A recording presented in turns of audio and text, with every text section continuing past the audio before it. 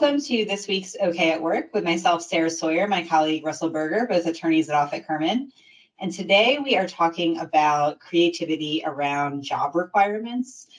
So often employers will set, especially when they're putting together a posting or a job description, they will think about like, hey, I really need this employee to have a driver's license, to be able to type, to, really thinking through the core things of what they think the job needs and the skills that are needed for that. However, sometimes that can be a little bit narrow if you think about it, and could be other options. So what are some things that people should be thinking about when putting together a job posting or job description when it comes to the requirements that they're putting in there, Russell? Yeah, well, as a kind of an overall catch-all type of point, whenever I would do a job application or even a posting, wherever you say it, I think it's important to say that the applicant can perform the essential functions of the job with or without a reasonable accommodation. So just the notion of a reasonable accommodation is a little bit of a catch-all, but and that should be raised. But to your specific point, Sarah, I mean there are jobs to use. Driving as an example. There are jobs where the job is driving. A delivery driver, truck driver is going to not only need a driver's license, but might need a special classification of driver's license. So that would be a specific job requirement. However, there's all sorts of other jobs that may require someone to move around, to be in different locations, be in different offices on different days. And, it might be tempting to say, well, I should just put in there driver's license required. But the reality is, what you really are requiring is the ability to be in different offices. And, in 2024, we've got all sorts of different technology to help us. We've got Uber and Lyft, in addition to public transportation, in addition to a whole bunch of other options that might apply. So the job requirement should be crafted to the specific nature of the job.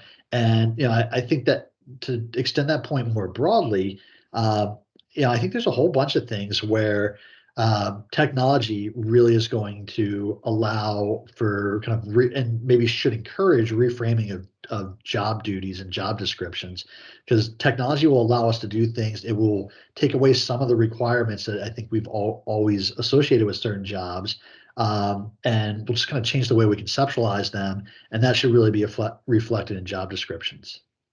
A lot of times employers will think about this when they're forced to think about it from an accommodations perspective. When someone asks for an accommodation, we hear it a lot, obviously, with people breaking an arm or something and not being able to type and needing to use some type of transcription device.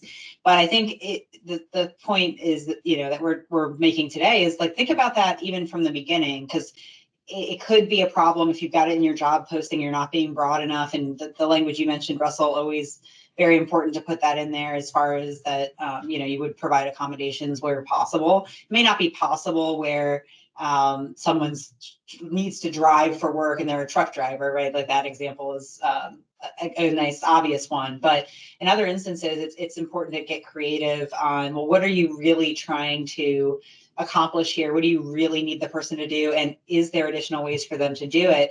And that's from a legal perspective, both from an ADA perspective and accommodations, but also a disparate impact. And, are you actually ruling out an entire group of people because of, transportation is a good one, right? Like you're discriminating against the fact that they can't use, they could maybe use public transportation, but you're not going to hire them. And that really targets a certain demographic, or there could be arguments around that.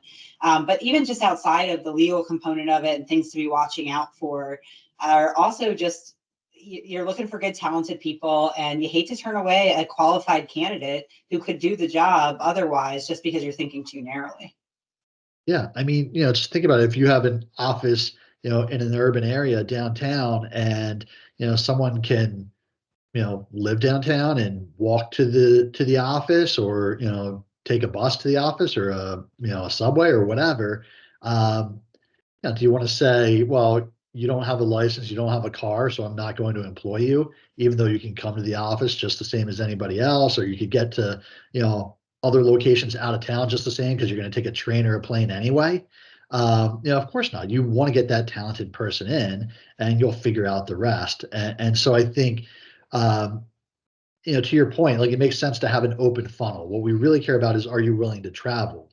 Can you, figure out ways to be in these different places at different times? And if the answer to that is yes, then, I don't know that I have a whole lot of concern about how you get there and once you get there safely. But, I don't need to manage or micromanage how you get transport. I just need to manage that you're showing up and doing your job when and where you're supposed to do it. Yeah.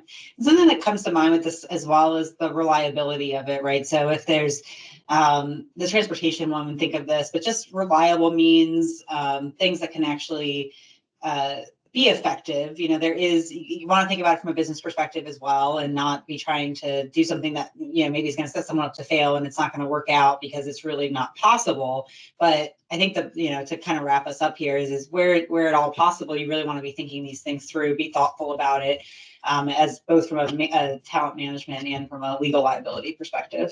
Yeah. I mean, just like in general, right? Like if someone has a deficit, whether it's a disability or not, but they can still do a really good job. Like you figure out how to cover up and to accommodate and to address the deficit, and you put them in a position to perform. And I think the point is what you mentioned typing and using transcription software, which is a whole lot better than it was 10 years ago.